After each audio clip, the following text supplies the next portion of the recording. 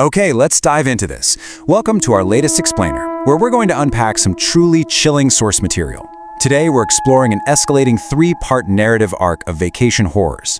We are breaking down three totally separate, documented accounts of what actually happens when the ultimate setting for relaxation turns into a trap. We've got massive, empty mansions, incredibly mysterious devices, and a late-night beachfront encounter that quickly escalated into a literal life-or-death chase. So what happens when a peaceful retreat becomes a nightmare? I mean, we all know that feeling, right? Arriving at a beach house, hearing the sound of the ocean, smelling the salts in the air. It's this instant feeling of safety and detachment from the real world. But, as you'll see, there's a really eerie contrast between a relaxing beachfront vacation and completely unexpected terror. Because when you're isolated in a massive, unfamiliar house, you're actually far more vulnerable than you might think. All right, let's get into our first account. Part 1. The Stranger in the Closet, a favor for Uncle Rick. You agree to do a simple favor and check on a massive, dormant family beach house during the off-season. It's a place built to hold 25 loud family members, but right now, it feels completely abandoned. So our narrator, who is a recent college grad, decides to kind of treat himself. He skips the tiny third-floor room he usually gets stuck in and instead crashes in the sprawling, luxurious second-floor master bedroom. Now, the timeline of this night is it's absolutely terrifying. Around midnight, he drifts off to sleep, but just 1 hour later, he's startled awake by a muffled thump, and it's coming from right inside the master bedroom's walk-in closet. He gets this feeling of utter dread, kind of like sleep paralysis, but he's totally awake. The closet door creaks open, a dark figure steps out and just stands there. For 20 agonizing seconds, this figure watches him silently in the absolute dark. Imagine waking up to that.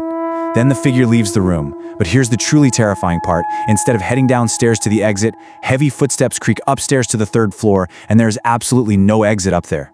The narrator finally snaps out of his shock, locks his door, makes a whispered 911 call, and about 10 minutes later, the police arrive. The police rush in, clear the house, and initially, they tell him it's empty. But the narrator insists they check again, because the footsteps went up, and they definitely never came down.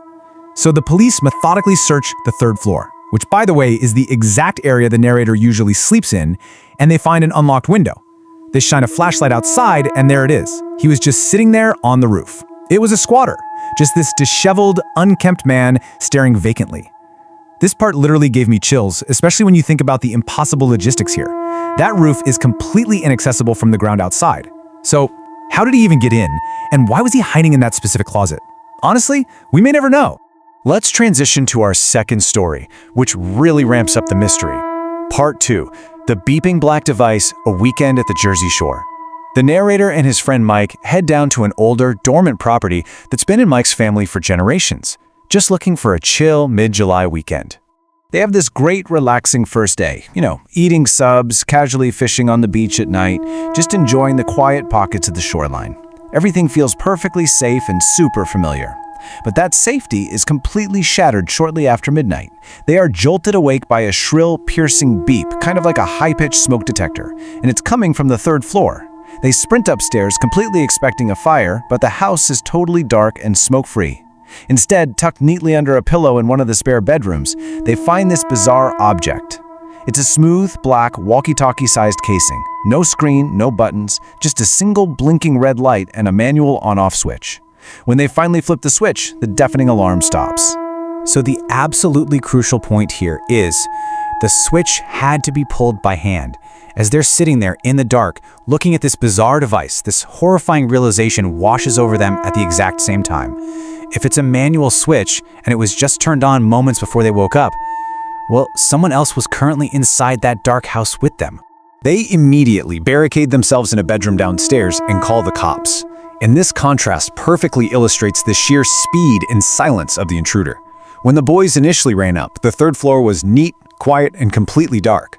But when the police investigated just a short time later, totally different scene. Every single window was wide open, beds were flipped over, drawers were ripped out, and the room was completely ransacked. While the boys were trapped downstairs waiting for the police, the intruder, who had literally lured them out of bed without alarm, silently tore the upstairs apart and vanished out the window. Okay, we are moving into our final and, frankly, most adrenaline-pumping account. Part 3, the beachfront kidnapping, the flashlight on the sand. This one takes place at a friend's ultra-modern, secluded beach house. Honestly, it looked more like a covert military safe house. 4 female friends are staying there. On their very first night, while having some drinks on their private beach, they notice a flashlight swinging in the distance. It was 3 guys walking down the beach. They chat, hang out, and eventually, the 3 guys invite the girls back to the house they claim to be renting just down the shore. The narrator decides to call it a night and goes back home to sleep, while her 3 friends stay with the guys. Then, at exactly 3 a.m., the narrator's sleep is violently shattered by a frantic FaceTime call from her friend Lindsay. Lindsay is screaming. She reveals that an argument broke out at the guy's house, and as she was leaving, she watched the men violently throw their 2 other friends, Thea and Sabrina, into the back of an SUV and speed off. Following Lindsay's frantic instructions over the phone, the narrator goes into pure survival mode. Step 1, she manually forces the heavy driveway gate open. 2, she rips through the house to find Lindsay's car keys. 3, she floors the car, speeding down the empty beach road at highly unsafe speeds to catch up. And 4, she gets the police on the line, acting as a live spotter to guide the cops directly to the kidnapper's SUV. The police successfully intercept the vehicle, they pull a man out at gunpoint, pop open the trunk, and find Thea and Sabrina bound inside. Now, what's really interesting about this slide is the twisted cherry on top of this horrible nightmare. It turns out the men didn't even own or rent the house they had lured the girls back to. No way! They were basically squatting in a vacation home owned by an elderly couple who were out of the country. These men were total predators, just using an empty beach house as a proxy.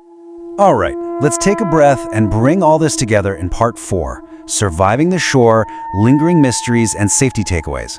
When we analyze the source material from these 3 distinct events, they all share these common, terrifying themes of invasion and vulnerability. In every single story, the illusion of a secluded, relaxing getaway was completely weaponized. Let's distill the key takeaways here. We're looking at unexplained entry methods. Always check those 3rd floor windows, right?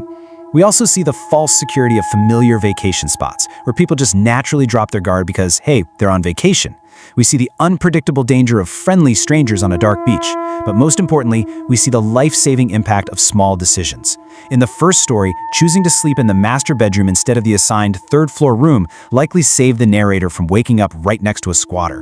In the final story, the narrator's decision to just go home and go to sleep meant she was free to grab the car and coordinate a literal rescue. Small, seemingly insignificant choices meant the difference between life and death.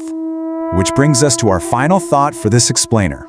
How well do you truly know the house you are vacationing in? The next time you walk into a sprawling, quiet beach rental, maybe listen to the silence for a second, check the locks, and remember that you might not be quite as alone as you think. Thank you so much for joining me today. I really hope you found this breakdown as fascinating and chilling as I did, and I absolutely can't wait to see you for our next explainer.